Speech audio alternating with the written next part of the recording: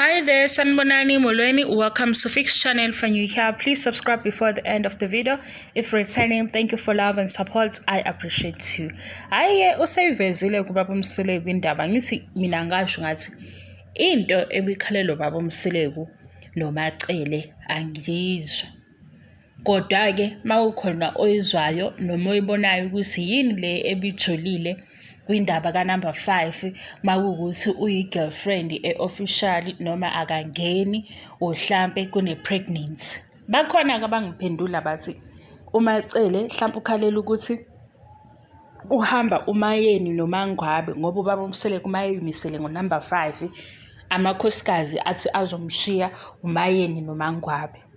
Kwaba khona nezinye-ke iy'mpendulo kwase kuba nale yokuthi uMacele ukhalela ukuthi uBaba Mseleku ubekhala mhlawumbe uzwela ubuhlungu ukuthi kukhala isithando. Naye le futhi ngiyayithatha kodwa le eyamacele ekhalela uMayeni noMangwabe ake ngithi ayigcwali kahle. Angithi mina ngisho into ngendlela engiyibona ngayo nokuthi le ndaba isuke yajula kuphi ukuze kufike la kukhalwa khona. uBaba Mseleku-ke namhlanje uphendulile ukuthi le ndaba yokukhala ngizonifundela nje njengokusho kwakhe. Mase ngiza nenye-ke futhi-ke le ngithi isithembu sibi. Umbono wami lowo. Ngiyanizwa nikhuluma ngokuthi uMseleku wakhala ekhalela uMamtolo njengoJesu ekhalela umuzi wakubo. Cha lutho, uma uyindoda ejulile kubalulekile kakhulu ukubona uma umuzi uzochitheka. Umuzi kumele sifundise ukuthi ukubaluleka more than individuals. Iyacosha-ke le phone Nkosi yami. More than individuals bekungeke kulunge ukuthi umuzi kaFlo siwuthele ngehlazo kuhambe ondlunkulu esisingethe nabo lo muzi. Kuye kwabiza ukuthi ngehle phezulu ngiyozindlala to protect both the vision and the legacy of those family. Madoda fundani ukuzehlisa noma ngabe ninamalini negama nihloniphe omkenu nezingane. Isithembu siyancengwa, siyahlonishwa futhi asifuni indluzula. Ngidlulisa ukubonga kakhulu kwindlovukazi uMacele, indlunkulu uMayeni, indlunkulu uMakhumalo kanye indlunkulu uMangwabe. Ngaphandle kwenu angilutho. Asigoqeke le echazwe uBaba Mseleku. Shuthi uBaba Mseleku ubekhalela uMayeni noMangwabe. Hayi usigaqa. Ubekhalela uMayeni noMangwabe. Uyayibona into yesithembu ngoba phela ile ayichazayo uma ufunda le ndaba usuyenza ibe mfishane. Ngoba phela indaba kaNumber 5 siyazi ukuthi iphikiswa uMangwabe noMayeni. uBaba Mseleku ukhalela uMayeni noMangwabe ukuthi bengahambi. uMacele ukhalela isithandwa sakhe ukuthi kubuhlungu inhliziyo. Nayizwa leyo nto ayiqiniso olukude. uMacele uzwela ubuhlungu uBaba Mseleku ukuthi hawu yaze yanzima indaba kaNumber 5. uNumber 5 mhlampe usenze wathola nengane engaphandle. Akhale kuBaba Mseleku.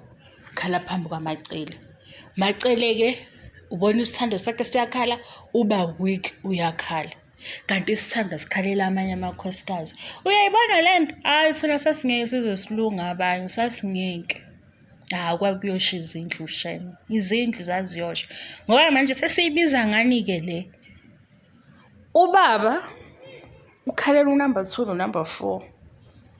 U-first wife ukhalela ubaba ukuthi ubaba unenkinga yankosikazi ongaphandle angazi ukuthi uzothini ngayo.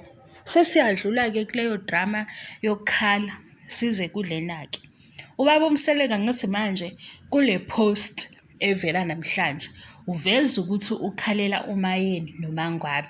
Nangu uBaba Mseleku ngithi simbukile lapha esho indaba yamaMtolo kwi-meeting. Uthe maseqedile ukubatshela ngoMamtolo esaziyo futhi ukuthi ugudla uMangwabe noMayeni ngoba nje siyabona ukuthi kahle kahle ishow isimile ngalaba ababili nokuphikisanwa ngoNumber 5 noNumber 5 esingakamboni nenduku entsha njengamanje isigaqa futhi. Uthi-ke uBaba Mseleku njengoba esho ukuthi uMamtolo useThekwini, uMamtolo uyintombi official, ufuna ukuthi kubadle badliwe nembeza. Kanti kwenzakalani ngoba Mseleku? Angifuni ukuhleka kodwa ezinye izinto mina ngicela sezingihlekisa. Ngapha ngithi nje ngoba ebhalile namhlanje kuyi-Sunday uthi ubekhalela ukuthi akafuni umuzi wakhe uchitheke. Kodwa maye ekhuluma ngale girlfriend entsha uthi lamakhosikazi angayifuni i-girlfriend yakhe entsha or amvimbelayo ukuthi akashade awadliwe nembeza abuye eze kuye. Azobuzisisa ukuthi kwenzakalani ngoMamtolo, uMamtolo usebenzaphi. Ngesikhathi bembuza okusho ukuthi iyavuleka indlela yokuthi akeze kuMamtolo. Kanti ithini-ke into yakhe? Usaphotha amakhosikazi lawa awu-2 ukuthi awahlale noma uyawamanipulate kancane kancane begcine befikile kuMamtolo? Ngoba phela after echazile kwi-meeting mangabe wayibona leyo part, wabuya-ke lapha eceleni esesho-ke yedwa ethi ya, okusho ukuthi isiphi nje isizulu esiqinile sikwazi ukuthi ngichaze le nto le kahle. Okusho ukuthi nje yena ubakhela uzungu lokuthi abamvume uMamtolo kodwa bengazi ukuthi bamvume kanjani. Ile nto wayisho eseyichaza ngoba uthe njengoba esekuvezile ukuthi uMamtolo ukhona useThekwini kuzobadla. Kuzodla bani-ke? uMangwabe noMayeni ngoba bona bamvuma uMamtolo. Mase-ke sebeshiswa-ke beshiswa ukuthi uMamtolo ukhona bazoya kuMseleku befike bethi-ke baba uMamtolo usebenzaphi? uMamtolo ubani igama lakhe? uMamtolo ifamily yakhe injani? I-background kaMamtolo uyibhekile? Mawubheka uMamtolo sizokwazi ukuhlala naye. Angithi ileyo nto ayichazayo phela. Angithi le nto ayisho yethi njengoba sebatshelile bazoba nesazela. Lesazela bazobe sebeqala bebuza. Mase yena-ke eyafika la ukuthi-ke uMamtolo nangu uMamtolo. Uma sekufikwe lapho uMamtolo sebemazi, angeke phela esahlehla kuMamtolo emuva. Hawu, phela uyaphi uMamtolo kubantu angabazi ezophinde etshela ukuthi akaphinde emuva? Angithi siyibona ukuthi isho ukuthi indaba yabo ihamba kanjalo ngoba sibone ukuthi omunye unkosikazi wangena ngapha. Kwasho ukuthi ngoba lo nkosikazi useyamazi akasaphindele emuva. Nomunye futhi walandela wangena ngapha. Okusho ukuthi ngoba usekhona unkosikazi omaziyo akasaphindele emuva. Manje uthi uyabasupport ukuthi abangahambi. Kodwa njengoba behleli aba-understand ukuthi kunoMamtolo. Kodwa mase befuna ukumazi uMamtolo, uMamtolo akasaphindele eThekwini usehlele eMzumbe. Ngitsheleni ukuthi ubani oyishaya emuva eshaye phambili, aphinde ayiphikise, aphinde futhi amakhosikazi wakhe simuze sekhuluma ngathi akasawahloniphi. Ngabona ngihlele ngiyibuza ukuthi hayibo bakwethu bekuthiwe ishow ngeke size siyibuke yini ezinye izinto. Ngoba phela ubuye ethi ngalanda abantu beze ne-agenda, abantu bafuna ukuzochitha umuzi, abantu bafuna izinto zabo. Ijike futhi inkulumo ethi hhayi angibangi lutho namakhosikazi yonke into ihamba kahle ukuthi nje indaba ka-number 5 esingazwani ngayo. Uyabona lo obambe ukuthi ngalanda abantu uzothi hayi shuthi la makhosikazi ayabheda. Kanti nangapha uma cela ukuthi nabantu esibakhalelayo abantu abangasisizi ngalutho. Hawu, asingithi mina ayi le family ingakhohlwa ngoba phela umalume usilile. Asisho ukuthi usilile ngesizulu. Usilile Ramaphosa. Wahamba lapha eMaqaqa. Emlandweni wabo njengefamily bayosho ukuthi unkosikazi number 4 wafika naleli bhizinisi. Leli bhizinisi leli laletha upresident we-country wazohamba khona.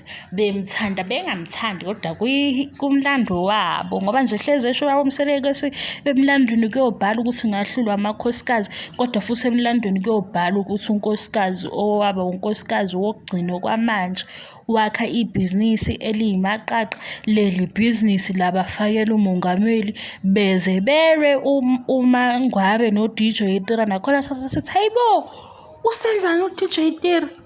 Kanti babangumakhathi. Ngoba yabona iy'ndaba zokuhleba Phela kwaqhamuka kwathiwa nje yeyo DJ Tira noMangwabe. DJ Tira noMangwabe. Hayibo kanjani? Kanjani ngempela? Sasayibonanga uDJ Tira phela uDJ Tira kuthiwa wasemtuba. Hayibo uDJ Tira futhi uyindoda yomZulu. Engayenzani leyo nto? Ingazenzisi-ke senithi engayenzani leyo nto ngoba niyazi ukuthi-ke sithini. Mina nifuna nichazele yonke into in details, ngizomshaya-ke ngizomshaya. Hawu sababaza sithi uDJ Tira wayezosifaka ehlazweni. Hawu kanti uMakhathi ubeya kwi-event ka-DJ Tira ngapha emaqaqa basebefuna ukumtshontsha for isikhathi esincane ngoba kuzobe kukhona uPresident uRamaphosa bethi hayi uMakhathi akafike ngapha ngoba vele kuzobe kukhona umalume u-uncle uRamaphosa uPresident. Hawu ngoba amaphepha sekushiwo unkosikazi kaMangwabe Mseleku number 4 no-DJ Tira ngazi kunjani. Ngithi yabona uma kubhalwa lapha phezulu kwenziwa ama-headlines nawe uthenga iphepha fast ngoba phela nawe usushiswa umoya wokuhleba. Idimoni ukuhleba. Hayi idimoni shem. Idimoni ukuhleba. Nangoba nami ngangibabaza ngingayikhiphi ngaphandle ngangibabaza nami ngithi hayibo kodwa ngosami uDJ Tira sizoyithini le ndaba. Ngoba phela uMseleku wase-KZN, uTira wase-KZN, womalume bobabili sizosupport abantu makuthiwa ziyakhala. Hawu uMakhathi bekufanele ukuthi ayephefoma kulezi ndawo eziwu-2 kanti ubhukhwe kule enye isifuna ukumtshontsha. Manje kuMangwabe-ke washo ukuthi hayi DJ Tira ungacabanga ukuthi-ke ngapha e-KZN kuphethe wena. Nathi masifuna umuntu sikhuluma naye sicela ukukhuluma naye kungabi wena usuzenza isikhulumeli sakhe oyimenenja yakhe. Yaba njalo-ke indaba yasiyazwakala. Kanti kube ubuyibambe ekuqaleni ubusuyogijima ko-WhatsApp uthi wena hey uMangwabe noTira. Ningangifaki-ke ningalinge ningifake. Ngisazi ukuthi sifike kanjani futhi la. Thank you so much for your love and support. I love you. Ngiyanithanda bafethu. Ngiyanithanda niyazi into eniyenzayo. Ama-subscribers asemaningi. Ama-views akhuphukile. Imali yakhuphuka. Kodwa le ntombazane nje ilobe ibhizi ngasho lutho. Angisho lutho khona. Uthi kwesinye isikhathi ngisuke ngisho-ke kube ukuthi nina seningithatha otherwise rather than bayisho lo sister Phil. Ngicela ningasangizwa ukuthi ngithini. Kodwa mina bengithi kule page iba serious mawuza ukuthi ivideo is serious. Mawuyizwa ukuthi nawe nje le iyanhlanhlathi ihambe ehlathini ngena-ke ehlathini ngoba nawe ufuna ungena ehlathini ukuze sizohambisana. Ngoba mina mangiserious sekufanele ngabe niyangazi manje. Mangiserious uzwa nje ngikhuluma ukuthi hawu yazi wakhuluma ngendlela eyodwa waze wayoqeda ivideo ngisuke ngiserious. La engikhuluma khona uyizwa ivoice ukuthi hayibo sekwenze njani manje angisuke ngingekho-ke serious. Mawuzwa nje sengiqala ngikhuluma ngiphinde ngiyishintsha ibancane ngiphinde nje ngiyihlekele phakathi hayi ngisuke ngizokutshela nje ukuthi iy'ndaba zakuloya muzi, iy'ndaba zasemzumbe aziqondakali. Kodwa ngoba bazifake ku-TV sizozilandela and akekho ozosikhuza ukuthi phumani ey'ndabeni zabo. Siyophuma mhla baphuma ku-TV. Mase bephuma ku-TV ayikho penalty ozobe sesihluphile. Akufani nokuthi sizobe silandela i-social media page yabo sibalandela ku-Instagram baku-TV. Yabo umabonakude nokuthi-ke phela manje ama-TV asemaningi bengizoyichaza ukuthi i-TV injani. Manje nje ngoba uma beku-TV nawe uthi uyavula i-channel leyo ubabone hawu ngeke kube yindaba zabantu-ke lezo ngeke ngoba ngisho beyebhishi manje bahamba benabanye abantu bebashutha ngekhamera. Hawu wena sewuthi kithi indaba zabo ku-TV hayi ngicela nibe serious. Ngiyanithanda-ke kodwa ngiyanithanda. Bye.